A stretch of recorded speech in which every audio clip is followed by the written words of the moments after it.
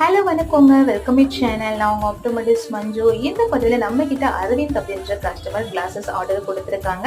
So அவங்களுக்கு lens எப்படி வந்திருக்குன்றத பார்க்கலாங்க, வாங்க செக் பண்ணலாம்.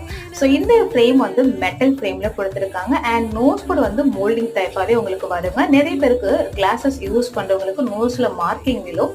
ஸோ அதை அவாய்ட் பண்றதுக்கு நோஸ் கூட வந்து மோல்டிங்கா வர்ற மாதிரி நம்ம எப்பவுமே சூஸ் பண்றது பெஸ்ட்டுங்க. ஸோ இவங்களுக்கு வந்து நம்ம வெளியில போகும்போது நார்மலா சன்கிளாஸ் மாதிரி சேஞ்ச் ஆகும். ஐ மீன் டே நைட்னு சொல்லுவோம்.